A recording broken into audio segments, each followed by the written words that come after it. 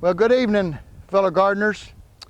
We're over here in Ardmore, Oklahoma, at the Ardmore Adventist Academy. And I want you to look what a watermelon patch we have found that they have here. And I have Sean with me. And Sean, how many acres of watermelons do you have here, or rows or something? How big is this patch? It's about 3/4 of an acre and 12 rows, 12 foot on center. Okay. And how many varieties you have here? We got 6 varieties total. 6 varieties. Now, this is really a little late for watermelons. What happened? Did you start late or what? Well, we had an issue getting water out of the ground, and we had an issue getting the parking lot that we're standing on out of the ground, and we planted it all late, but we wanted to make sure to get the weed mat down, and then we thought, well, we should grow something while we're putting the weed mat down. So we burned holes and transplanted watermelon seedlings into them.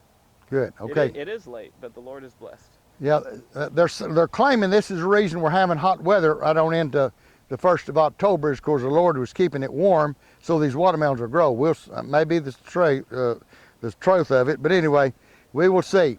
So anyway, we're over here doing this videoing, and you can see the watermelons we have here in the front of us, and you can look all around. There's watermelons laying everywhere, and we think some of these are ripe. We're pretty sure they are.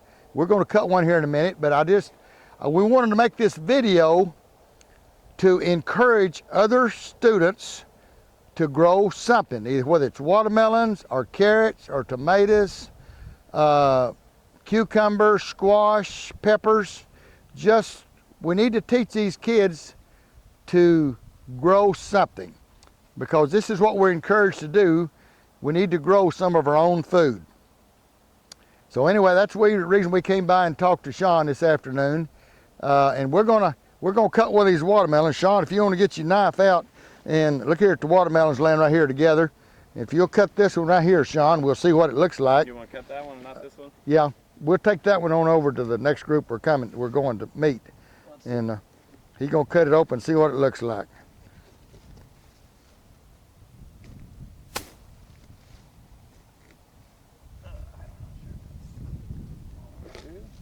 Look at that. Yep. A little pink, but it's well there. Let's taste of it and see, and we'll make you a little. The one I ate last night was a little. The seed color hadn't colored up that much even. How's it taste?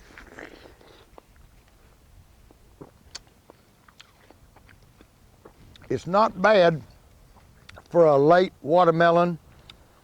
You know, watermelons have a tendency to be red in July and August. Mm-hmm. As you get into the later end of the season, they have a tendency to have a pinkish color to them, because we do have a little bit cooler nights and shorter days. And there's something about watermelons are made to grow in long days. Mm-hmm. And then when you get into the season, they start getting short days. It's not right for watermelons, but they still doing.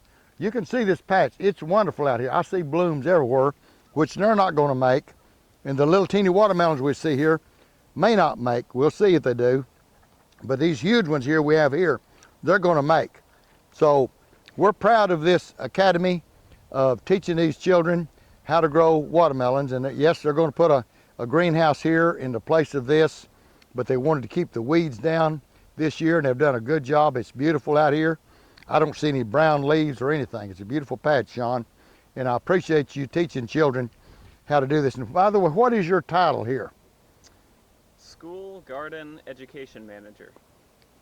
That's a mouthful, but that's what he's doing. It's a good job he's doing here. And you know, we need to get the children back into growing food.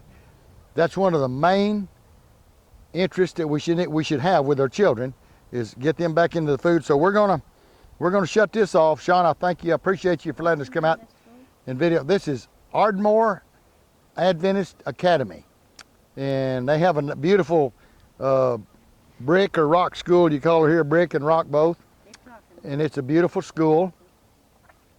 And we just want to thank Sean for giving us the opportunity to come out here and video this, and we hope and pray that this encourages some other schools and parents to teach their children to get their children's hands in the ground, in this soil, and plant these seeds and make this fruit or vegetables and then harvest them. Now, what do you plan on doing with all these watermelons now when you harvest them, Sean? What's the plans on that?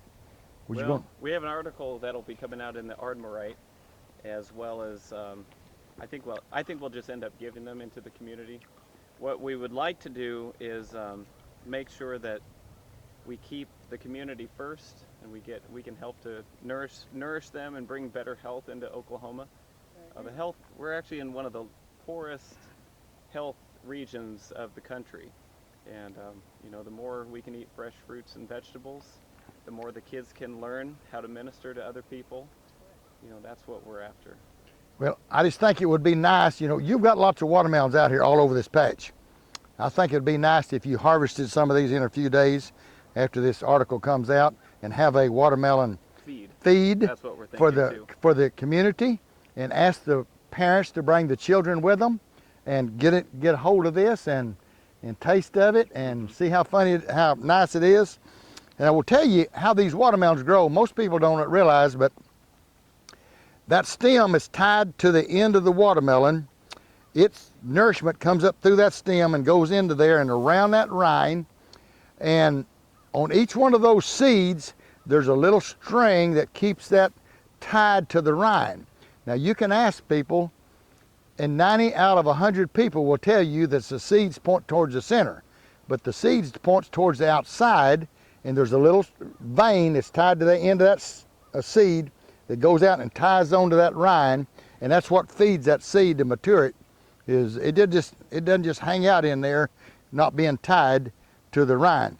But as that watermelon starts to get ripe, as that juice and that sugar goes in the last 3 or 4 days of that watermelon, it will go around that rind and sweeten the blossom end first. And then as it goes the next 2 or 3 days, it'll sweeten on down towards your stem. So if you ever have anybody cut a watermelon in two and you sit down to eat with them, always get your watermelon out of the blossom end. It'll be sweeter than the stem end is. Okay, thank y'all for watching this video. If you like it, punch the button, ring the bell, and subscribe, and we'll make you another video. Thank you, Sean. Thank you.